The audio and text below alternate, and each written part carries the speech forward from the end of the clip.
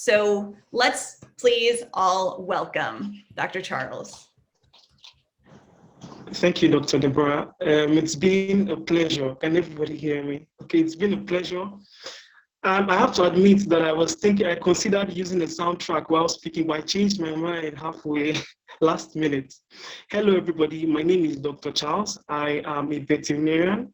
I recently graduated from the University of Ilorin here in Nigeria, and I have decided to title my speech as "Everybody Can Do Something."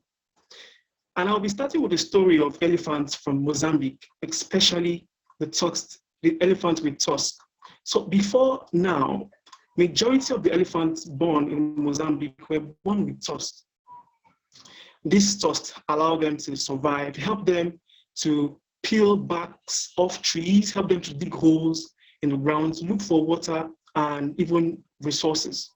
And other organisms in the ecosystem helps them also benefited from this water and resources that these elephants got. But what happened was, because these stocks were very expensive, humans began to kill them and sell their tusks. Over 90% of these elephants with tusks were killed. And so what then happened was, the elephants without tusks that were in minority passed down their genes. And as I speak to you, the population of elephants without tusks in Mozambique has increased drastically. And as you can rightly guess, they are struggling to survive, and so are the other organisms that depend on them. It's no longer news that the activity of humans in the planet is depleting the planet.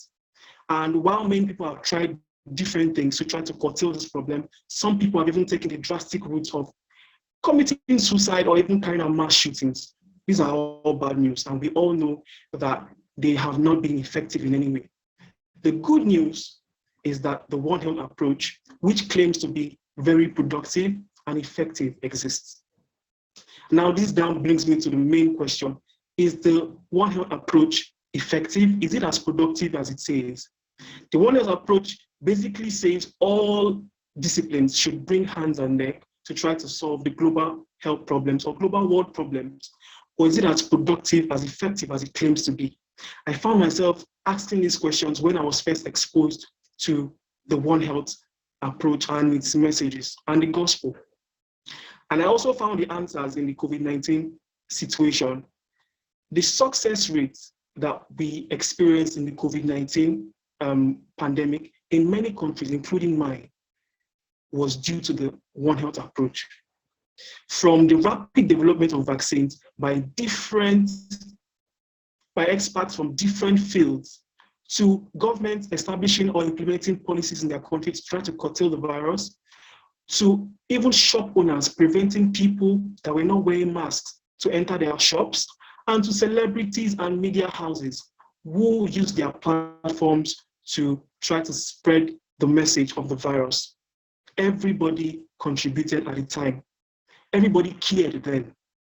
And everybody helped reduce and mitigate the effects of COVID-19. Like I said, everybody cared then, but we need to even care more even now. Because COVID-19 is not the only problem that is plaguing the world. There is antimicrobial resistance. There is even climate change with very drastic outcomes. For instance, in the news recently, over 3 generations of people were swept in a flood in India. The outcomes are so bad that in some places, people have to even sell their children just to survive. Because One Health should be not an alternative, it should be the only option.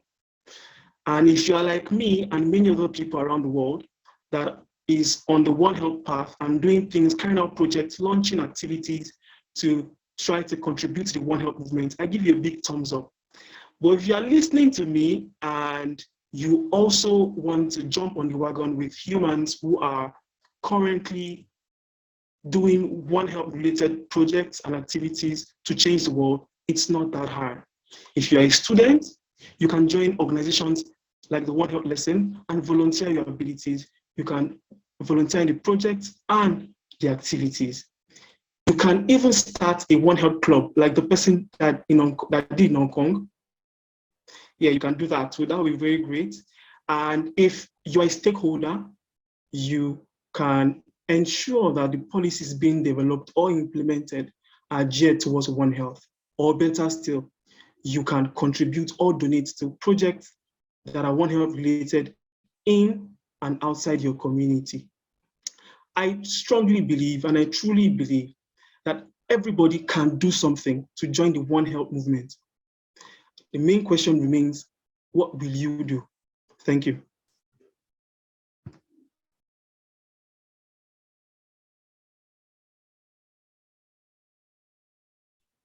Dr. Charles, did you hear that applause from around the world? It was well deserved.